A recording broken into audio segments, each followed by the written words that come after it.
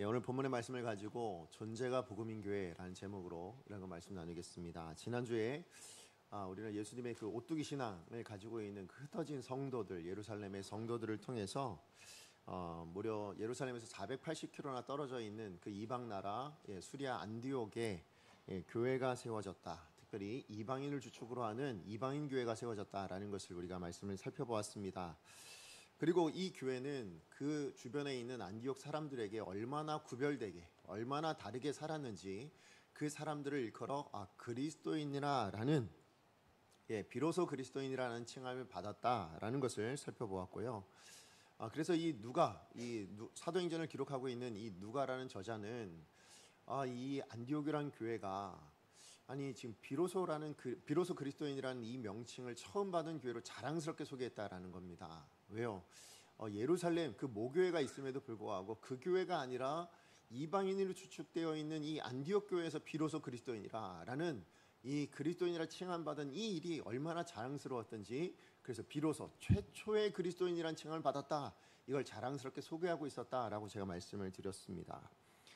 결국 안디옥 교회는 누가 보더라도죠, 사실 세상 사람 누가 보더라도 정말 그 구별되어 있는, 정말 예수 따르는 사람들, 정말 예수 닮은 사람들, 그렇기 때문에 그리스도인이라 부르기에 부족함이 없는 사람들이었다라는 것을 우리가 지난주에 살펴봤습니다.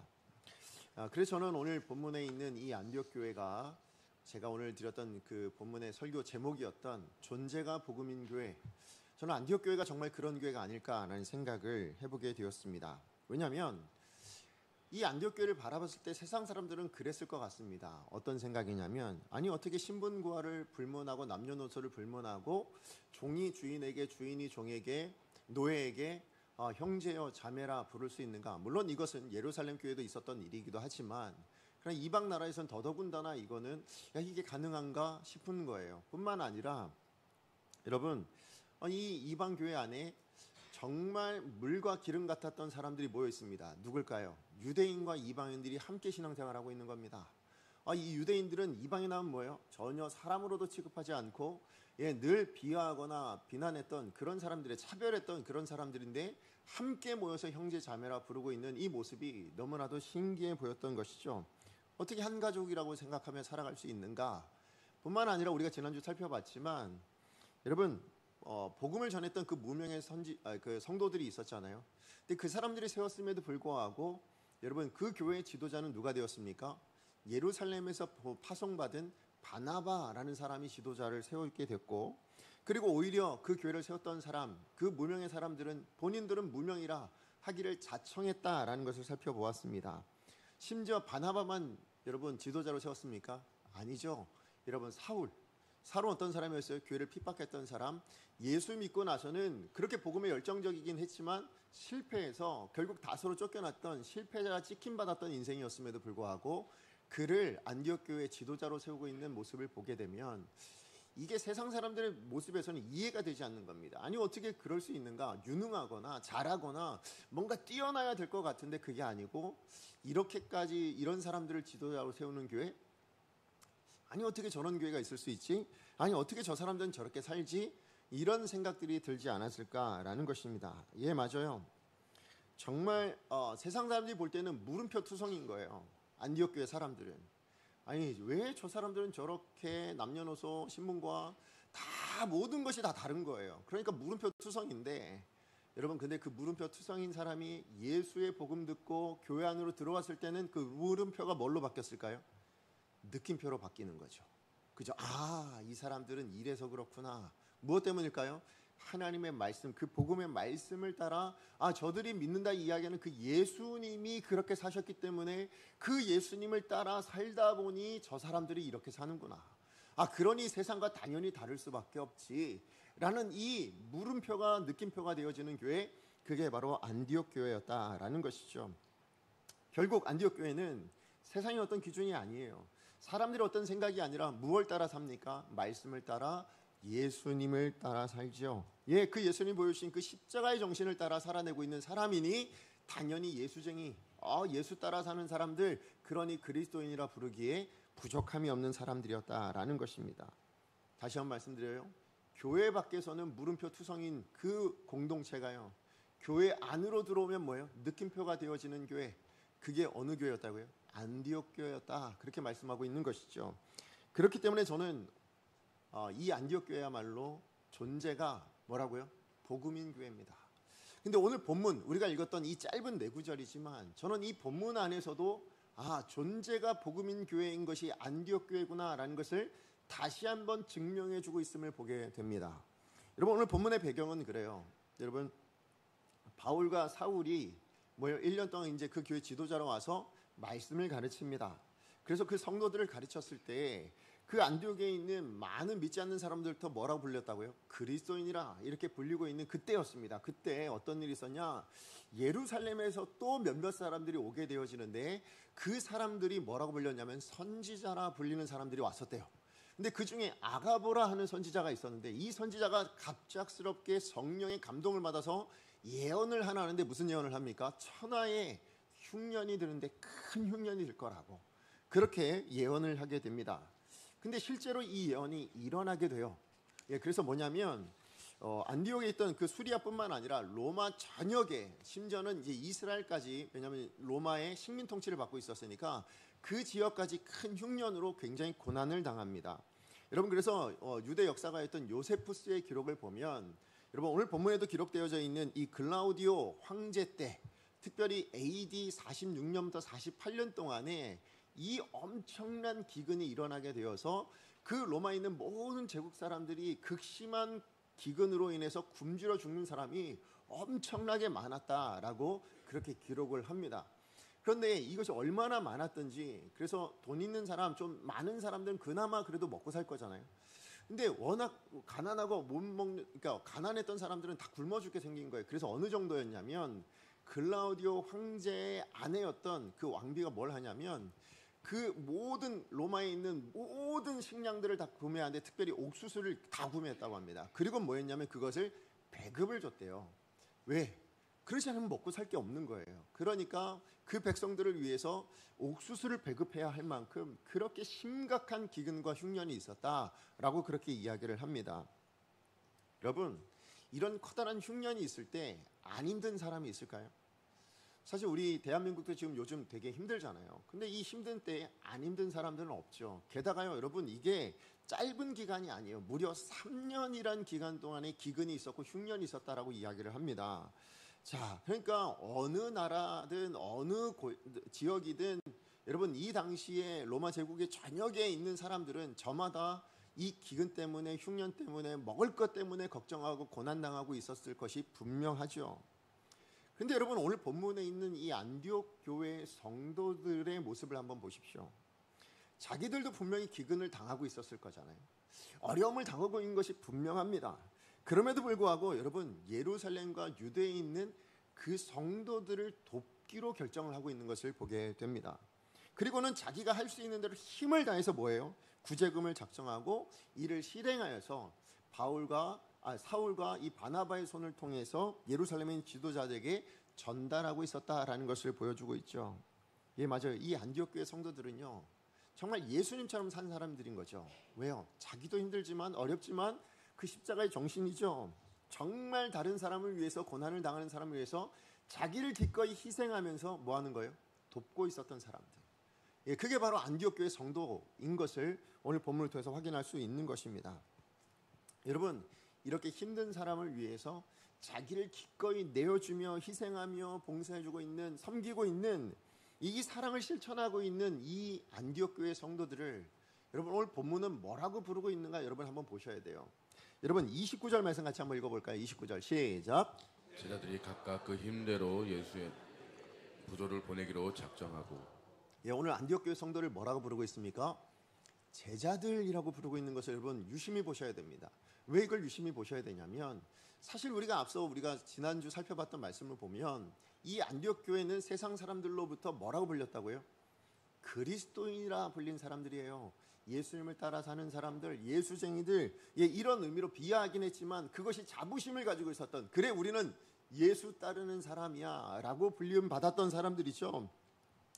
그걸 자랑스럽게 소개하고 있었다. 누가가, 이 본문을 기록한 누가가 그렇게 자랑스럽게 소개했다고 제가 말씀을 드렸습니다. 자, 그러면 이 굳이 하는 일을 두고도 뭐라고 얘기할 수 있어요? 이 사람들은 그리스도인입니다. 예수님을 따라서 기꺼이 이렇게 사랑하고 섬기고 실천하고 있는, 그렇게 남을 도와주고 있는 이 사람들은 그리스도인입니다. 이렇게 말해도 충분하지 않을까요? 그죠? 그럼에도 불구하고 오늘 안디옥 교회 성도들을 이 누가가 기록하면서 뭐라고 하냐면 그리스도인이라 기록해 놓지 않고 그 최초의 그 자랑스러운 이름으로 기록하지 않고 뭐라고 얘기하고 있냐면 제자들, 이렇게 지금 이야기하고 있다라는 것입니다. 왜 그랬을까요? 왜 누가는 그 앞에 자랑스럽게 그리스도인이라고 소개를 해놓고는 그 다음에 이어진 이 말씀에서는 제자들, 얼마 떨어지지도 않았잖아요. 얼마 많은 장을 지나온 것도 아니잖아요. 그리스도인이라고 소개해놓고 바로 그 다음에 뭐라고 했냐면 제자들, 이렇게 또 안디옥 교회를 이야기하고 있단 말이죠. 왜 그랬을까? 그것은 오늘 본문에 나타난 이 안디옥 교회 성도들의 모습은 그야말로 우리가 알고 있는 크리스찬, 그리스도인, 예수 믿는 사람들을 뛰어넘었다라는 거예요. 뛰어넘어서 뭐라고요? 이 사람들이야말로 정말 예수님의 제자야, 이것을 보여주고 있었기 때문이라는 것입니다. 무슨 얘기냐? 여러분, 요한복음 13장 35절 말씀 같이 한번 읽어볼까요? 시작. 너희가 서로 사랑하면 이로써 모든 사람이 너희가 내 제자인 줄 알리라. 이거 누가 하신 말씀이에요? 예수님이 하신 말씀이잖아요. 예수님이 너희가 서로 사랑하면 누구의 제자인 줄? 내 제자인 줄, 예수의 제자인 줄 알게 되어진다라고 얘기하죠. 누가가 이걸 몰랐을 리가 없죠. 지금 바나바와 사울을 통해서 이것을 안디옥 교회 성도들에게 다 알려줬을 거잖아요. 다 가르쳐줬을 거잖아요. 예수님께서 이렇게 말씀하신 적이 있다고. 그러니 이 안디옥 교회가 그 말씀을 따라 그렇게 사랑하고 그렇게 섬기고 그렇게 구제하며 헌신하고 있는 이 모습을 통해서 이 본문을 기록하고 있는 누가는 단순히 크리스찬, 이것도 자랑스럽지만 그걸 뛰어넘는 삶을 살고 있더라. 아니, 세상에 수많은 그리스도인들이 있지만 그 사람들을 뛰어넘는 정말 제자의 모습을 보여주고 있다. 이걸 강조해주고 있는 것이 바로 오늘 본문에 기록하고 있는 제자라고 기록한 이유라는 것이죠. 맞아요. 여러분, 오늘 안디옥 교회 성도들이 보여주고 있는 이 모습, 오늘 우리가 읽었던 이 본문에 짧지만 4절 안에 기록되어져 있고 살아내고 있는 이 안디옥 교회 성도들의 모습이야말로 예수의 제자임이 가감없이 드러나고 있었던 사건이다라는 것입니다. 그러니까 제자들이라고 그렇게 기록하기를 서슴지 않았다라는 것이죠. 여러분, 안디옥 교회 성도들은 그 존재가 뭐예요? 예수의 제자인 겁니다. 그죠? 정말 그 존재가 예수님 따르는 사람인 것이 분명하다라는 것을 예수님의 말씀의 가르침대로 살아내는 바로 그 예수의 제자인 것이 분명한 사람들이었다라는 것입니다. 자, 그렇다면 단순히 오늘 본문에 나타난 잘 섬겼으니까, 구제를 감당했으니까, 그래서 사랑을 실천했으니까 예수의 제자다, 물론 그것도 맞지만 저는 오늘 본문에 나타난 이 사건, 짧지만 이 안에 이 사람들이 제자라 불릴 만한 분명한 근거가 더 있는 거예요. 오늘 이 본문을 통해서 우리가 조금 더 유심히 살펴보면 이 사람들이 단순히 사랑을 실천해서가 아니라 이 사랑 안에 제자됨에 대하여, 여러분, 예수 믿는 그리스도인이라는 부르기에 합당한 그 모습이 들어있었기 때문에 이렇게 부르고 있다라는 것을 우리가 생각하면서, 그러면 어떤 사람들, 어떻게 살았길래, 이 사람들은 어떤 모습을 가지고 있었기에, 어떻게 이 구제를, 어떤 마음을 가지고 감당했기에 여러분 제자라 불리기에 충분했는가? 그것을 두 가지로 좀 오늘 본문을 통해서 함께 여러분과 나누길 원합니다. 자, 첫 번째입니다. 이 사람들은 어떤 태도로 그 섬김을 실천했는가?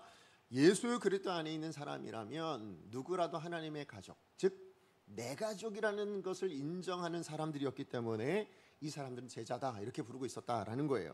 여러분, 29절 말씀 같이 한번 다시 읽어봅니다. 시작. 제자들이 각각 그 힘대로 유대에 사는 형제들에게 부조를 보내기로 작정하고. 여기 나오는 이 부조라는 말이 헬라어로는 디아코니아라는 말이거든요. 근데 이 뜻이 뭐냐면, 여러분, 그 부조라는 말에 여러분 성경에 보면 조그맣게 숫자 하나 붙어 있을 거고 밑에 내려오시면 그 뜻이 봉사, 이렇게 되어 있을 겁니다. 맞아요. 그 디아코니아라는 이 헬라어 단어는 봉사, 섬김을 의미하는 단어입니다.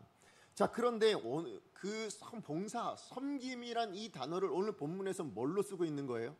여러분, 돈이라는 의미로 쓰고 있는 거예요. 구제금. 예, 돈 이것을 지금 사용하고 있다라는 것입니다. 근데 이게 여기서만 그렇게 한 게 아니고요. 여러분 이렇게 안디옥 교회로 그 구제금을 보내고 돌아오는 과정을 설명하는 그 말씀에도 똑같이 이야기합니다. 여러분 사도행전 12장 25절 말씀 같이 한번 읽어봅니다. 시작. 바나바와 사울이 부조한 일을 마치고 마가라 하는 요한을 데리고 예루살렘에서 돌아오니라. 네, 이 부조하는 일 이것도 디아코니아라는 단어입니다. 봉사, 섬김이라는 것이죠. 그러니까 지금 이 안디옥 교회 성도들에게 있어서는 뭐냐면 이 예루살렘과 유대에 있는 성도들 돕기 위해 모은 그 구제금 자체가 뭐라고요? 그걸 봉사라 생각했다라는 거예요. 그걸 섬김이라 그렇게 생각을 했다라는 것입니다. 예, 맞아요. 여러분 기근으로 굶주리고 있잖아요. 근데 그 굶주린 사람들에게 직접 먹을 것을 갖다 주는 것 좋죠. 그죠? 가서 도와주는 것도 너무 좋겠지만 실상 여러분 거리가 480km가 넘는다고 제가 말씀을 드렸어요. 그러면 우리는 지금이야 뭐 KTX 타면 2시간 뭐 3시간이면 갈 수 있는 거리지만 그 당시는 열흘은 걸어야 갈 수 있는 거리잖아요. 그러면 아무리 음식을 가져간들 다 상할 수 있고 그 뜨거운 날에 그럴 수 있잖아요. 그러니까 뭐가 제일 좋아요? 돈을 줘서 사 먹을 수 있도록 도와줄 수 있는 것이 정말 좋은 방법이라 생각했던 것 같아요. 가장 적절한 섬김을 하고 있었던 것이죠. 자, 그렇다면 여러분 한번 생각해 보세요. 본인도 기근 때문에 힘들었다고 말씀을 드렸잖아요. 그 안디옥도 기근 때문에 정말 힘들어하고 어려움을 겪고 있었을 그 순간에 여러분 자기들 동네에 있는 사람들이 아닌 저 멀리 예루살렘과 유대에 있는 성도들이 배고프다 힘들다 정말 고난당하고 있다라는 소식을 듣고는 그들에게 힘을 다해서 구제금을 보내고 있었다라는 것이죠. 여러분 왜 그렇게 작정하고 실행했을까요? 여러분 특별히 여러분 이 구제금을 보내야 될 대상이 누구였다고요? 예루살렘 유대에 있는 성도들이었다. 지금 그 얘기를 하고 있죠. 여러분 이 유대에 있는 성도들이라는 이 이야기는요. 여러분 이방인 성도들에게 있어서는 유대인 이러면 일단 어떤 감정이 들어요? 이 사람들 예전에 나를 그렇게 비난하고 차별했던 사람들이잖아요. 그죠? 이방인이라면 누구나 다 알았을 겁니다. 왜요? 유대인들이 항상 이방인 보면 뭐예요? 늘 비난하고 무할례자들 아니면 저 부정하다 하면서 차별하면서 만나지도 않고 그랬던 사람들이잖아요. 그래서 특별히 여러분 이 예루살렘 안에서 베드로와 고넬료에 대한 이야기, 그래서 하나님께서 이방인에게도 그 생명을 얻는 회개를 허락하셨구나라는 그 소식이 안디옥에 들려지기 전까지도 여러분 그 예루살렘에 온 성도들이 뭐 했어요? 그 안디옥으로 와서도 여전히 같은 혈통인 유대인에게만 말씀 전했단 말이에요. 그러니 이 사람들이 얼마나 이 안디옥 교회의 이방인 성도들의 입장에서는 유대인 하면 뭐예요? 늘 우리를 비난하고 아니면 차별하고 늘 우리 가운데 좀 그랬던 자기들은 우월하다 뭐 이런 생각을 가지고 있었던 사람이라는 생각이 들잖아요. 자, 그런데 지금 안디옥 교회는 그 이방인들이 주축이 된 교회입니다. 그런데 그렇게 자기들에게 안 좋은 기억을 남기고 있고 안 좋은 생각을 가지게 만들었던 바로 그 사람들이에요. 게다가 여러분 먼 타국이잖아요. 지금 자기 지역도 아니고 자기 나라도 아니고요. 여러분 지금 안디옥 사람들 입장에서는 예루살렘은 다른 나라예요. 그저 타국이에요. 거기 있는 성도들이 고난당한다고 굳이 도와주지 않아도 되잖아요. 뭐 안 도와준다고 뭐라 할 건가요? 그럴 수 없음에도 불구하고 지금 오히려 그 소식을 듣고는 저 사람들 도와줘야지. 저 사람들을 위해서 우리 구제금을 최선을 다해서 힘을 다해서 지금 구제금 모아가지고 전달해줬다. 그렇게 이야기를 하고 있는 겁니다. 어떻게 그럴 수 있었는가? 그 이유는 단 하나죠. 뭐예요? 안디옥 교회 성도들 입장에서 뭡니까? 저 사람들도 예수 믿는 사람들이니까. 예수 믿는 사람이라면 내 가족이니까. 예수 믿는 사람이라면 우리 다 하늘 시민이니까. 그러니까 도와줘야 된다라고 생각했던 것이죠. 그래서 여러분 29절 말씀 보시면 단어 하나가 유달리 그러니까 보여지는 단어 하나가 있어요. 여러분 29절 다시 한번 읽어볼까요? 시작. 제자들이 각각 그 힘대로 유대에 사는 형제들에게 부조를 보내기로 작정하고. 이 지금 안디옥 교회 성도들이 유대에 있는 사람들을 뭐라 불렀다고요? 여러분 성도라 부르지 않았어요. 그냥 예수 믿는 사람들 이렇게 부르지 않고요. 형제들이라고 불렀다고요. 예, 맞아요. 지금 안디옥 교회에 들어와서 내가 예수 믿고 나니 뭐예요? 이방인이든 유대인이든 신분고하를 막론하고 남녀를 불문하고 누구나 다 예수 믿었으니 형제라고 부르고 있는 거예요. 그죠? 누구나 다 형제여 자매여 부르고 있는 바로 그것을 배웠단 말이에요. 그러면 아무리 나한테 잘못을 하고 나를 비난하고 차별했던 사람이라 할지라도 그것이 먼 타국 땅에 있는 사람이라 할지라도 뭡니까? 동일한 기준이 적용되어지는 거죠. 동일하게 뭡니까? 형제죠. 예, 그렇게 생각되어지니까 뭐예요? 예수 안에 내 형제니까, 하나님이 아버지인 나의 형제들이니까 뭐예요? 저들의 아픔이 나의 아픔이 될 수 있는 거예요. 저들의 배고픔이 나의 배고픔이 되어줄 수 있고, 나보다 더 힘들고 어려운 자를 위해서 내가 기꺼이 희생하고 나누어 줄 수 있는 사람들로 보여지게 되었다라는 것입니다. 다시 얘기하면 뭐예요? 진짜 가족이 된 거예요. 그러니까 이 안디옥 교회 성도들의 입장에서는 누구라도 예수 믿으면 진짜 가족으로 받아들였던 사람들, 그게 바로 안디옥 교회 성도들의 모습이었다라는 것입니다. 여러분, 맞아요. 우리는 예수 믿으면 누구나 다 구원받는다는 사실을 믿죠. 그죠? 여러분, 예수 믿어야 구원받죠? 예, 예수 믿으면 누구나 구원받습니다. 여러분 믿으십니까? 그렇다면 예수 믿은 사람은 누구나 다 뭐예요? 하늘 시민이에요. 그죠? 하나님을 아버지로 둔 가족이에요. 그게 바로 교회지요.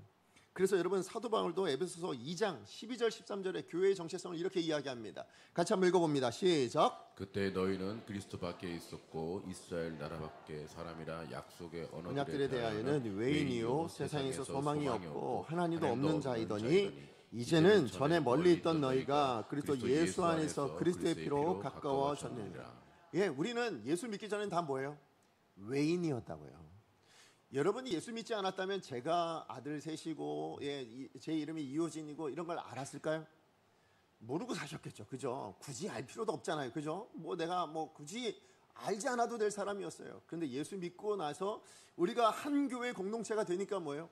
이호진이라는 목사가 있고, 이호진이라는 목사에게는 가족이 있고, 예, 삼형제가 있더라. 이런 내용들까지 알게 되어지는 거잖아요. 왜요? 가족이니까. 예, 맞아요. 이렇게 알게 되어지죠. 그런데 예수 믿기 전에는 외인이었습니다. 심지어 뭐예요? 하나님과는 원수였던 사이였어요. 하나님과 아무런 관계가 없는 사이다 보니 사람과 사람 사이 관계도 아무런 관계가 없는 거예요. 자, 그런데 이제는 이라고 말씀하는 그 이유 뭐예요? 예수 그리스도를 믿고 나니 하나님이 우리 아버지가 되어지고, 하나님이 우리 아버지가 되어지니 뭐예요? 그러니 우리 모두가 다 가족이 되더라. 그래서 여러분, 이어진 에베소서 2장 19절 말씀에 우리에 대해서, 교회에 대해서 이렇게 이야기하는데, 여러분 이것을 쉬운 성경으로 우리 같이 한번 읽어봤으면 좋겠습니다. 같이 한번 읽어봅니다. 시작. 이제 여러분은 더 이상 낯선 나그네나 손님이 아닙니다. 이제는 하나님의 거룩한 백성으로 하늘 시민이요 가족입니다. 우리 성경에는 권속이란 말로 되어 있는데, 예, 이것을 쉬운 성경으로 번역하니까 가족이라 되어 있는 거예요. 맞아요. 우리는 하나님의 거룩한 백성, 하나님의 자녀가 됐어요. 하늘 시민이 됐어요. 그러니까 우리 모두는 다 뭐라고요? 가족입니다. 예, 가족이니까 뭐예요? 나보다 좀 배고파 보이면 먹을 걸 줄 수 있는 거예요. 나도 힘들지만 기꺼이 내 것을 내어줄 수 있는 관계가 되었다라는 것이죠. 예, 맞아요. 하나님과 아무 관계 없을 때는, 예수를 믿지 않았을 때는 남남이에요. 아무런 관계가 없어요. 그러나 예수 안에, 예수를 믿고 나니 하나님의 자녀가 되었고, 그렇게 자녀된 우리 모두는 하늘 가족이 된 것이죠. 안디옥 교회 성도들은 이 사실을 누구한테 배웠을까요? 바나바와 사울을 통해서 1년간 배운 겁니다. 하나님의 말씀을 이렇게 가르침을 받게 된 거예요. 그러니까 이 안디옥 교회 성도들은 배운 대로죠. 배운 대로 하나님의 말씀대로 뭡니까? 예수 안에 있는 사람이라면 누구든지 내 가족이니까 기꺼이 섬길 수 있고, 봉사할 수 있고, 내 것을 나눠줄 수 있고, 희생해 줄 수 있는 관계가 되었다라는 것입니다. 그래서 뭐예요? 나도 힘들지만, 우리도 흉년 때문에 힘들지만, 그러나 저 더 힘들고 더 어렵고 정말 죽어가는 저 사람들에게 내 것을 조금이라도 나누어서 살릴 수 있다면, 예, 저 사람을 좀 도울 수 있다면 기꺼이 나누어주는 그런 봉사와 섬김을, 이 디아코니아를 아끼지 않았다. 지금 안디옥 교회가 그런 교회였다라고 이야기하는 거죠. 여러분, 이런 안디옥 교회 성도들의 모습이 여러분 세상 사람들이 볼 때는 쉽게 이해가 됐을까요? 이해가 안 되죠. 아니, 정말 피도 연도 없는 사람 아니에요? 예, 심지어 자기를 멸시하고 거절했던 사람들이잖아요. 그냥 예수 안에 있다는 이유 때문에 저렇게 섬긴다고, 저렇게 자기도 힘들면서 남에게 나눠줄 수 있는 사람이 된다고? 아니, 이게 가능한가? 나는 내 먹을 것도 아까워서 내 가족들 섬기는 것 때문에 다른 사람들이 나눠줄 걸 생각도 못하고 있는 그때에 다른 나라에 자기를 그렇게 비난하고 차별했던 저 사람에게 그렇게 섬긴다고? 여러분 이거는 얼마나 놀라워 보였을까요? 야, 우리랑 달라도 저 사람 너무 다르다. 아니 저렇게 바보처럼 자기 것을 저렇게 다 희생하면서, 그러면서 본인들은 또 배고파고 쫄쫄 굶을 거면서 저렇게 힘들어할 거면서, 그러면서도 남을 돕는다는 게 저게 말이 되는가? 아마 그런 모습이었을 것입니다. 그런데 안디옥 교회 성도들은 뭐예요? 그렇게 살아냈다는 거예요. 그런 모습으로, 그런 태도로 매일을 살아내고 있었기 때문에 뭐예요? 그러니까 안디옥 교회 다른 예수 믿지 않는 사람들이 그 안디옥 교회 성도들 보고 아이고 저 예수쟁이들, 다른 말로 뭐예요? 그리스도인들, 이렇게 부르게 되었다라는 것이죠. 그리고 그 사람들을 향하여서 하나님은 뭐라고 여기신 거예요? 제자라 부르기에, 제자라 기록하기에 전혀 어떤 거리낌이 없었다라는 것입니다. 그래서 여러분, 사도행전이란 이 하나님의 말씀 안에, 그렇잖아요. 우리 이 성경에, 이 사도행전 안에 이 안디옥 교회를, 성도들을 기록해 두면서 뭐라고 기록했다고요? 제자라 기록되도록 만드셨다고. 만약에 그 삶이 합당하지 않았다면 하나님 여기 기록될 때 제자라 기록되도록 두셨을까요? 아니, 그렇게 기록되도록 두지 않으셨을 거라 생각이 되었습니다. 하나님은 이 안디옥 교회를 이 성경 안에 기록되도록 두실 때에 제자다우니까, 정말 그 삶이, 그 모습이 제자에 부르기에 합당하니까, 하나님도 인정하실 만하니까 여기에 제자라 기록하게 하셨다라는 것이죠. 자, 그렇다면 여러분, 오늘 이 시대에 살아가고 있는 저와 여러분, 우리를 향하여서도 하나님은 하나님 나라의 생명책에 우리를 기록하고 계시겠죠.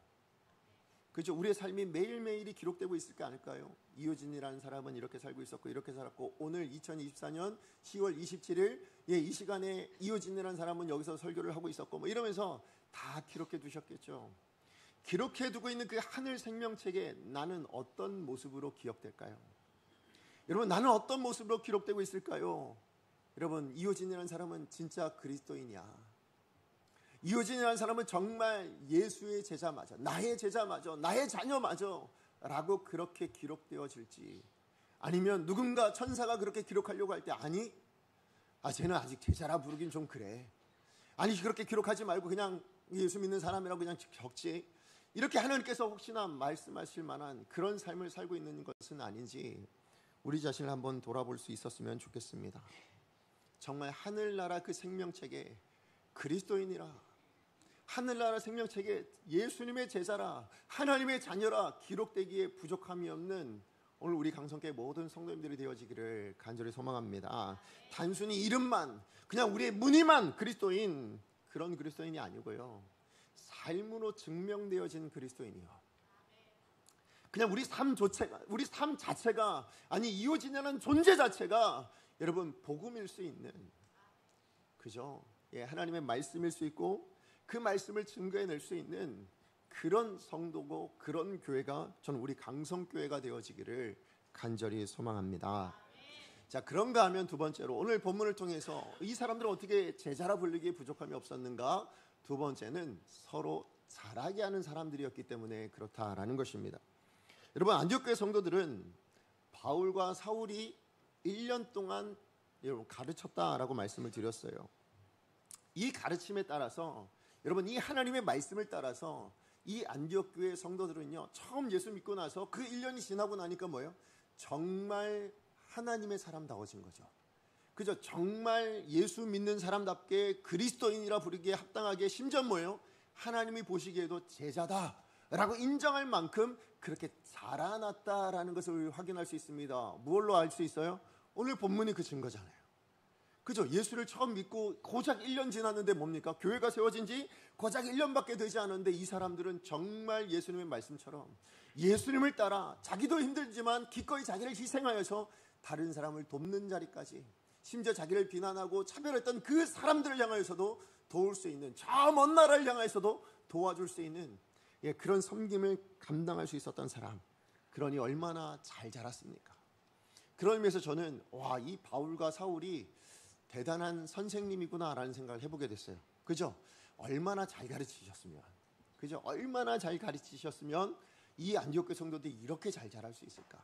사실 제가 제자 훈련을 올해로 따지면 벌써 한 15년, 16년을 지금 하고 있는 것 같거든요. 제자 훈련을 하고 있는 선생으로서는 이 바울과 바나바와 사울이 정말 대단하다. 나도 좀 이렇게 하나님 말씀을 잘 증거해서 잘 가르쳐서 제자훈련 받는 모든 분들이 이렇게 잘 자랄 수 있었으면 좋겠다. 사실 설교 준비하면서 이런 마음이 제 안에 들었어요. 근데 그게 전부가 아닌 것은, 그럼 바나바와 이 사울이 대단한 사람이라고 생각하게 되잖아요. 그게 아니더라고요. 뭐가 대단했을까요? 저 믿고 있는 건 그들이 가르친 그 하나님의 말씀이, 그저 그 말씀이 그런 역사를 만들어냈을 거라 생각합니다. 말씀에 능력이 있는 거죠. 그런데 그 능력 있는 말씀을 가지고 살아낸, 그런 의미에서 보면 저는 더 대단한 사람은 누굴까요? 그 말씀대로 순종하고 살아냈던 안디옥 교회 성도들 아닐까요? 그죠? 그렇게 가르침 받은 대로 순종하고 살아내니까 뭐예요? 매일매일 성장하고 매일매일 자라갈 수 있는 사람들이었죠. 예, 얼마나 말씀대로 충실하게 살아냈으면 그들의 삶이 주변에 있는 모든 믿지 않는 사람들에게까지도 에이구 저 예수쟁이들, 그러나 그게 자랑스러웠던 겁니다. 그래 나는 예수쟁이가 맞아. 그래 나는 예수님의 말씀을 따라 이렇게 살아오는 내 삶이 맞다고 생각해. 난 이게 정답이라 생각해 라고 자랑스럽게 살다 보니 하나님 앞에 뭐예요? 제자들이라 부르기에 부족함이 없는 사람들로 되었다라는 것입니다. 그런데 여러분, 오늘 본문에 바로 이 제자들의 삶을 통해서 드러내고 있는 삶의 모습 가운데 특별히 우리가 눈여겨보아야 될 모습이 하나 있어요. 그게 뭐냐면 바로 이 제자들의 봉사와 섬김, 그 구제금을 여러분 예루살렘에 있는 지도자들에게, 그 성도들에게 돕기 위해서 보내는데, 여러분 바나바와 사울의 손을 통해서 보냈다라고 지금 강조하고 있는 것을 우리가 좀 유심히 봐야 됩니다. 우리 다시 한번 29절 30절 같이 한번 읽어볼까요? 시작. 제자들이 각각 그 힘대로 유대에 사는 형제들에게 부조를 보내기로 작정하고 이를 실행하여 바나바와 사울의 손으로 장로들에게 보내니라.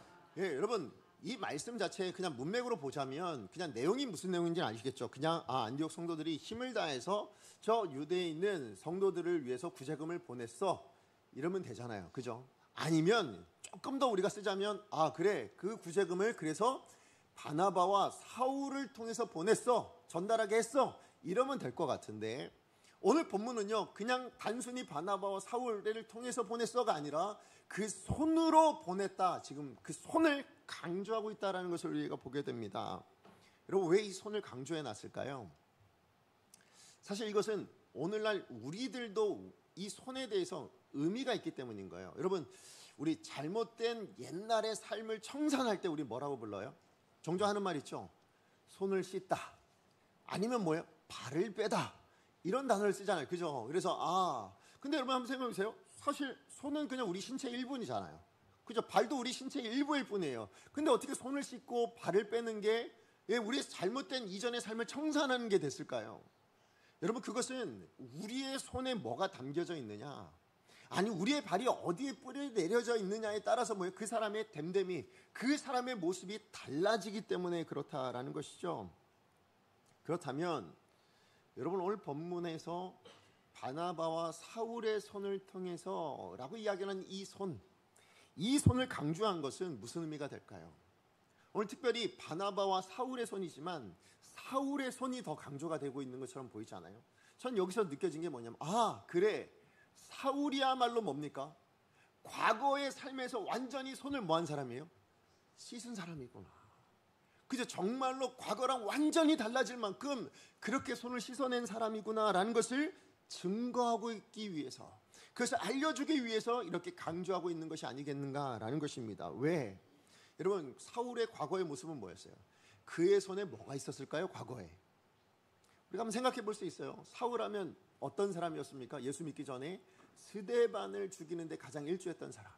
근데 스데반이 어떻게 죽었어요? 사람들의 돌에 맞아 죽었잖아요. 근데 그 현장에 누가 있었습니까? 사울도 있었어요. 그럼 그 손에 뭐가 있었던 사람이에요? 돌을 들고 있던 사람이잖아요. 심지어 그 손에 여러분 예수 믿는 사람이라면 내가 다 죽여버리겠다, 다 사로잡아 오겠다라는 마음으로 사내들인 공의에 공문을 들고 다메섹에 올라갔던 사람이에요. 다시 얘기하면 그 손에는 뭐가 있어요? 예수 믿는 사람들에 대한 증언, 증오, 그리고 살이, 분, 이런 것들만 그 손에 가득했던 그런 인생이었습니다. 자, 그런데 여러분 바로 그 손에 오늘 안디옥 교회 성도들을 통해서 그 손에 뭐가 쥐어졌습니까? 구제금이 쥐어진 거예요. 여러분 이 구제금은 무엇이었습니까? 봉사였습니다. 이 구제금은 섬김이었습니다. 다른 말로 이야기하면 그 성도들을 바라보는 사랑이요. 그죠? 그 사랑, 그 긍휼히 여기는 마음이 담겨져 있는 바로 그것을 여러분 그 사울의 손에 담겨 있게 만든 거예요. 근데 누가 했어요, 이거를? 누가 했습니까? 안디옥 교회 성도들이 그렇게 맡겼대요. 그죠? 안디옥 교회 성도들이 굳이 여러분 바나바와 사울을 세워서 그들의 손을 통하여서 그것을 전달하도록 만들어 주었다라고 이야기를 하고 있는 것이죠. 예, 맞아요. 안디옥 교회 성도들을 통해서 오늘 사울의 그 과거의 손과는 완전히 손을 씻고는 그 손이 완전히 달라지도록 변화되어지는 것을 확인할 수 있는 것이죠. 사실 안디옥 교회 성도들은요, 바나바와 사울을 통해서 가르침을 받았고 그래서 자라나게 된 사람들이죠. 그래서 그리스도인 되고 제자답게 변화되어졌다라고 제가 말씀을 드렸습니다. 그러면 이 말씀을 가르친 바나바와 사울은 완성된 사람이어서 그렇게 가르친 건가요? 그렇지 않죠. 여러분, 오늘 바나바와 사울도 부족함이 있는 사람들이고 연약함이 있는 사람들이고 결국 그래서 뭐예요? 이 바나바와 사울은 비록 교회에선 지도자일 수 있고 목회자일 수 있을지 몰라도 뭐예요? 그도 자라가야 될 사람이었던 거죠. 예, 맞아요. 그러니까 오늘 본문에 보면 안디옥 교회는 어떤 교회입니까? 여러분, 특히 안디옥 교회 성도들은 뭡니까? 그 과거에서 손을 씻은 이 지도자 사울의 손에 긍휼과 봉사와 그 사랑, 그 섬김이 담기도록 만들어준 사람들, 그게 바로 안디옥 교회 성도들의 모습이었다라는 것을 우리가 확인할 수 있죠. 여러분, 그러고 보면 안디옥 교회는 어떤 교회예요? 성도만 자라는 교회가 아니라 여러분, 성도들 때문에 목회자요, 지도자도 자랄 수 있는 교회, 그게 바로 안디옥 교회였다라는 것입니다. 예, 그러니까 다른 말로 이야기하면 교회는 어떤 것이냐? 여러분, 교회는 완성된 사람들의 모임이 아닙니다. 그죠? 교회는요, 여러분, 자라야 되는 곳입니다. 매일매일 성숙하고 매일매일 자라는 것이 교회의 모습인 것이죠. 이 자람은 그러면 성도들만 자라냐? 그러지 않다라는 거예요. 이 교회에 있는 모든 사람은 제가 늘 말씀드리죠. 어제보다 오늘보다는 내일이 더 자라갈 수 있는 곳, 그게 진짜 교회의 정체성인 것을 제가 지난주에 말씀을 드렸잖아요. 예, 맞아요. 근데 이 자람이 어떻게 가능하냐? 어떻게 가능하다고요? 교회 공동체 모두가 서로를 위해서 섬겨줄 때예요. 그죠? 이 섬김이 없으면 여러분 자람은 있을 수가 없다라는 것입니다. 서로를 세워줄 때, 예, 서로를 위할 때 이 섬김, 이 자람이 가능하게 되어진다라는 것입니다. 그런데 안디옥 교회가 바로 그런 교회였다라는 것입니다. 목회자는 자기가 가진 은사를 가지고 뭐예요? 성도들을 섬기고 있고, 예, 성도들은 성도들의 은사를 가지고 예, 다른 목회자를 세워줄 뿐만 아니라 더 나가서 뭡니까? 저 멀리 믿지 않는 이방 나라에 있는 그 성도들에게까지 자라도록 만들어줬던 교회, 그 교회가 어떤 교회였다고요? 그게 안디옥 교회였다. 지금 그렇게 이야기를 하고 있는 거예요. 그러니 이 안디옥 교회 성도들이야말로 뭡니까? 제자 아닙니까? 그죠? 예수님의 말씀을 따라 서로 세워주고 서로 자라가며, 예, 그래서 그리스도의 몸으로 온전하게 자라가고 있는 이 교회야말로 진짜 제자다운 교회. 누가 보더라도 뭡니까? 아, 달라 라고 말할 수밖에 없는 진짜 그리스도인 공동체의 모습이었다라는 것입니다. 말씀의 결론을 맺습니다. 여러분, 반면교사라는 말을 다 아시죠? 들어보셨을 거라 생각이 되어집니다. 자, 그렇다면 여러분, 이 반면교사의 반대말이 뭘까요? 반면교사의 반대말, 저도 한번 찾아봤어요. 그래서 찾아봤더니 반면교사의 반대말은 정면교사랍니다. 네, 굉장히 쉬운데 제가 고민을 많이 해서 반면교사의 뜻이 뭐지? 이렇게 찾아보고 반대말이 뭐야? 찾아봤더니 정면교사라 돼 있더라고요. 여러분, 반면교사가 의미가 뭐예요? 내가 저 사람 어떤 모습을 보고 저 사람처럼은 되지 말아야지라는 어떤 그런 태도를 갖는 것이 반면교사입니다. 자, 그렇다면 여러분, 신앙생활에 있어서 특별히 우리 교회 안에서 성도들이 함께 신앙생활할 때요, 우리에게 더 크고 더 유익이 되는 그런 교사는 어떤 교사일까요? 반면교사가 유익하겠습니까? 정면교사가 유익하겠습니까? 둘 다 유익하겠지만 정말 유익한 건 저는 정면교사다라고 생각이 되어집니다. 왜냐하면 사실 반면교사는 뭐예요?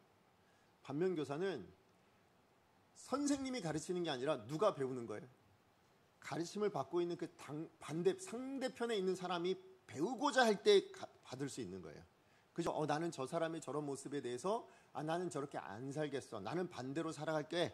이런 생각을 가질 때 가능해요. 근데 그런 생각이 가져지기 전에 뭐부터 일단 생겨요? 상처부터 생겨요. 그죠? 반면 교사의 어떤 모습을 보게 되면 큰 상처를 입습니다. 그러다 보니 초신자들에게 있어서 아니면 믿음이 좀 작은 사람들에게 있어서는 뭐냐면 사실 그것 때문에 뭐가 돼요? 교회를 떠나거나 신앙을 내려놓는 일들도 일어나더라고요. 그러니까 반면교사가 다 좋은 게 아니더라고요.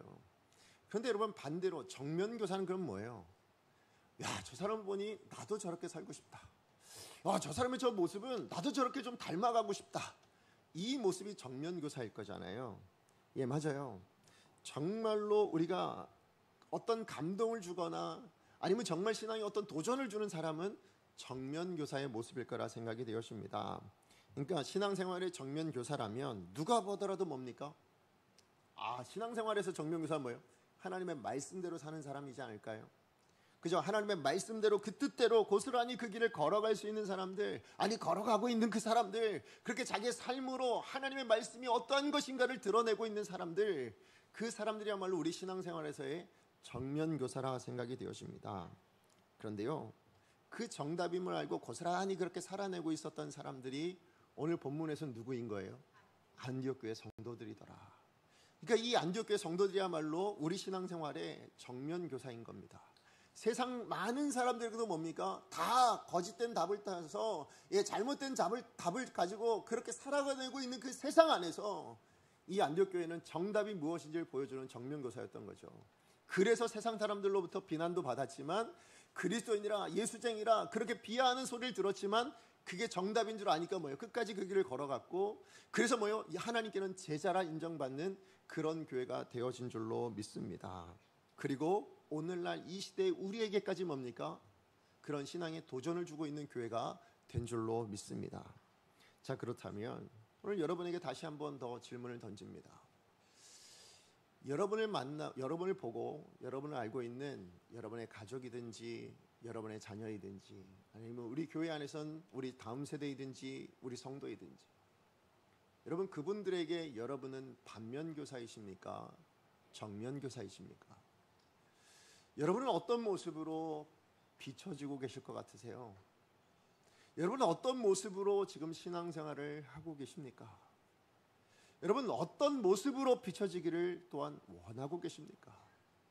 반면교사이길 원하십니까? 정면교사이길 원하십니까? 나는 저 성도님처럼은 안 살 거야. 나는 저 목사처럼은 안 살 거야.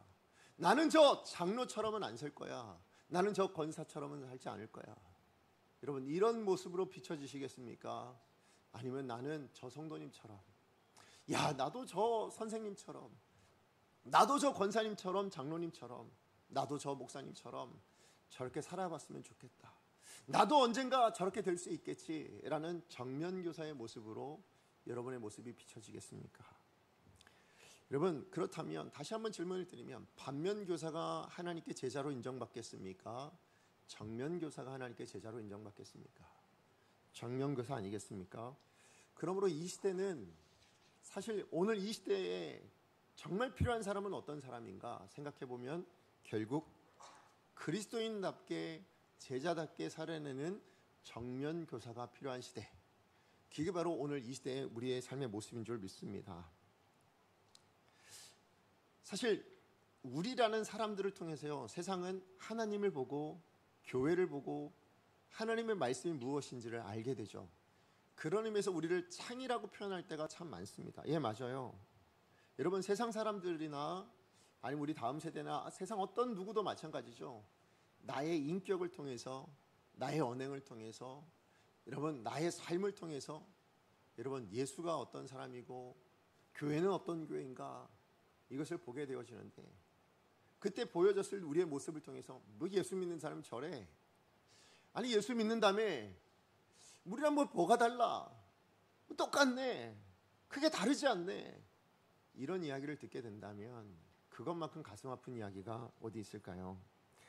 저는 우리 성도의 책임이 있다고 생각합니다. 그게 뭐냐면 우리가 배우고 우리가 알고 있고 우리가 늘 듣는 그 하나님의 말씀을 삶으로 보여줘야 될 사람들.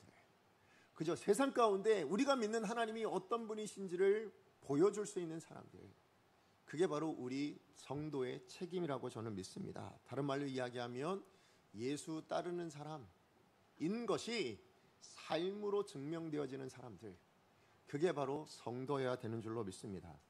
그런 의미에서 오늘 이 자리에 있는 우리 모든 강성교회 성도님들은 정말 여러분의 삶 자체가, 여러분의 존재 자체가 복음이 되기를 소망합니다. 삶으로 복음이 뭐예요? 기쁜 소식이잖아요. 여러분이 세상에 기쁜 소식이 되어주셨으면 좋겠습니다. 여러분의 자녀에게 여러분이 기쁜 소식이 되어주셨으면 좋겠습니다. 여러분이 만나는 그 모든 사람들에게 여러분 세상의 답이 틀렸고 지금 이 하나님의 말씀이야말로, 예수야말로 우리 인생의 답인 것을 보여줄 수 있는 그 기쁜 소식이 되어지기를 간절히 소망합니다. 예, 그렇게 우리가 오늘 주신 말씀 기억하며 우리 안디옥교회 성도들이 보여줬던 이 모습 기억하며 우리의 매일을 살아낼 수 있다면, 그렇다면 우리 강성교회야말로 뭘까요? 이 효성동 지역 안에, 우리 인천 지역에, 우리 대한민국의 기쁜 소식으로 자리매김하게 될 줄로 믿습니다. 다시 얘기하면 오늘 설교 제목이 뭐였어요? 존재가 복음인 교회. 예, 그게 우리 강성교회이기를 소망합니다.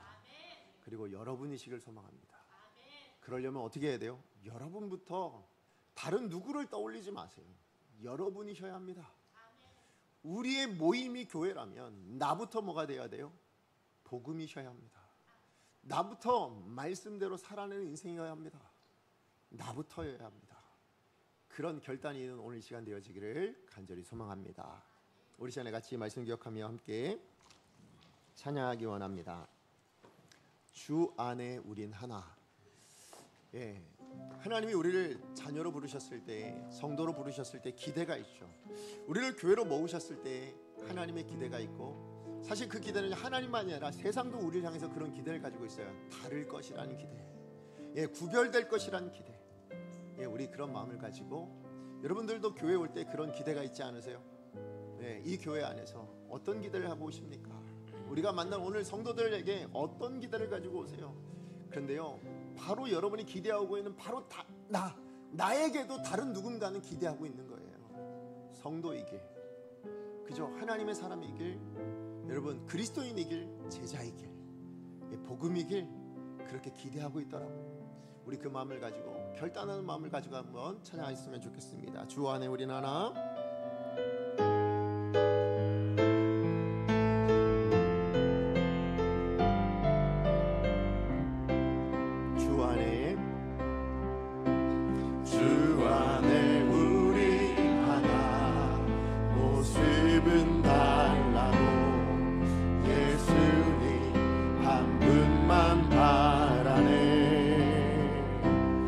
사랑과 선행으로 서로를 격려해 따스함으로 보듬어가니 주님 우리 안에 함께 하시니 형제자매의 기쁨과 슬픔 느끼네.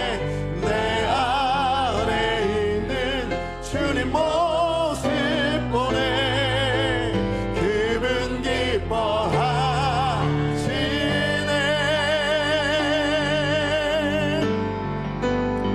주님 우리를 통해 계획하시니 부족한 입술로 찬양하게 하시니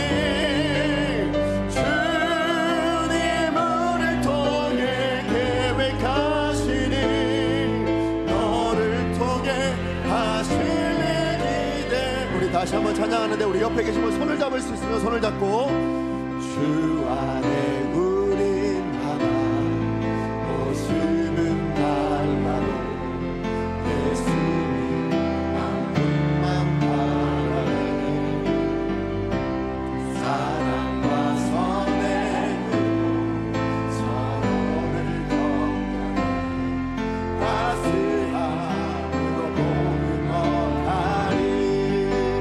주님 우리 안에 함께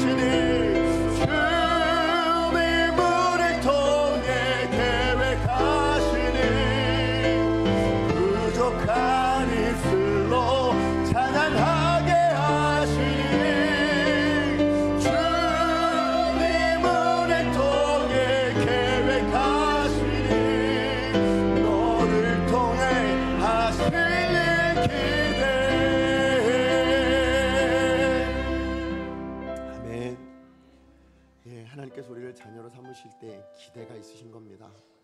근데 그 기대는 세상 사람도 하고요, 성도가 성도 간에도 하더라고요. 근데 우리가 얼마나 연약하든지 그 기대를 다 채우지 못하죠. 그렇다고 포기할까요? 그렇다고 우리가 내려놓을까요? 그러지 않아야죠.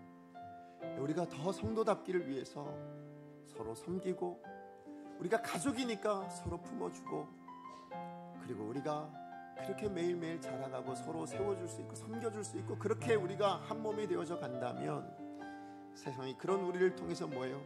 다르구나, 저렇게 다른 사람들이 모였고, 저렇게 모습도 다르고 생각도 다르고, 저렇게 그러면서도 여러분, 우리가 이렇게 다르고 생각도 다르고 기준도 다르고, 그래서 정말 세상이 볼 때는 그냥 흩어질 것 같고, 저렇게 싸웠으면 같이 안 있을 것 같은데 그래도 모여 있어요.